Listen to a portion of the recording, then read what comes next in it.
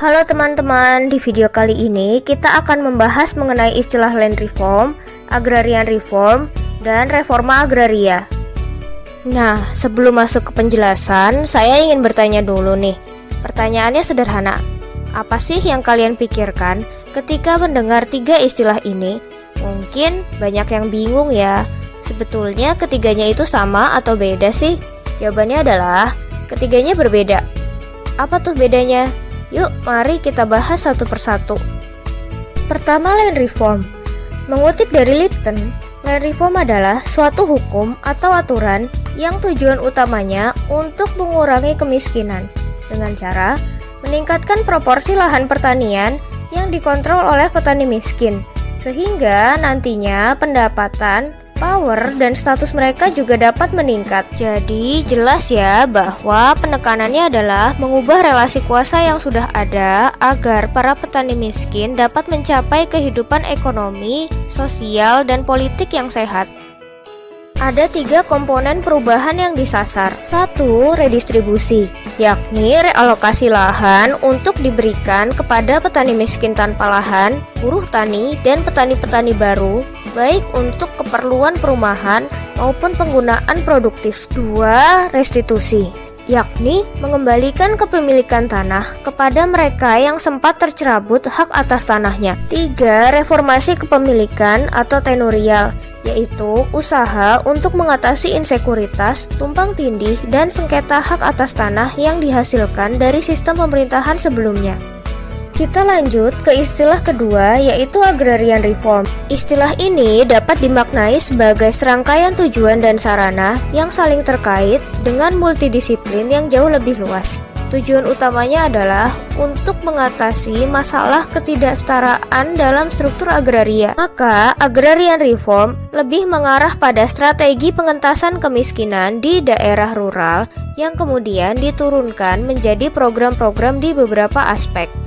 Standar keberhasilannya tidak hanya dinilai berdasarkan redistribusi lahan saja, tetapi ada juga indikator-indikator lain seperti distribusi sumber daya, hadirnya kesetaraan dalam distribusi kekayaan, dan akses terhadap sumber daya produktif. Institusi yang terkait akhirnya harus menata ulang mekanisme kerjanya, misalnya dalam bidang asuransi, penelitian agrikultur, kredit, pasar, regulasi upah, dan penguatan posisi petani sebagai penerima manfaat dari pasar.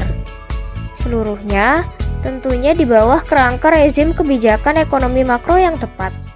Terakhir, kita akan membahas mengenai reforma agraria. Walaupun terdengar tidak asing karena hampir selalu diadopsi oleh setiap rezim kepemimpinan dalam visi, misi, maupun program kerjanya, tapi mungkin masih ada dari teman-teman yang berpikir kalau istilah ini sama dengan agrarian reform. Eits, tunggu dulu. Apakah benar demikian? Istilah reforma agraria populer digunakan untuk menyebut agenda pertanahan progresif di Indonesia pasca kemerdekaan, yakni dimulai setelah diundangkannya UU Nomor 5 Tahun 1960 tentang pokok-pokok agraria. Melalui UU tersebut, pemerintah berusaha meletakkan dasar-dasar untuk memberikan kepastian hukum mengenai hak atas tanah bagi seluruh rakyat Indonesia.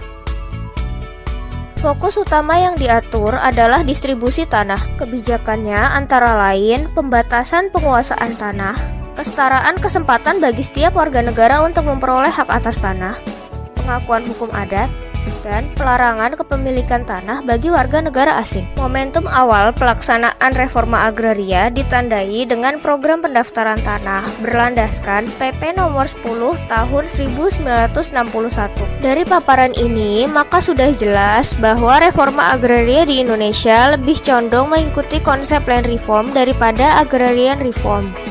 Satu hal yang dapat disimpulkan, selain perbedaan makna di antara ketiga istilah tersebut adalah kita harus bisa membedakan mana istilah yang digunakan untuk merujuk konsep dan mana istilah yang digunakan untuk merujuk rangka kebijakan.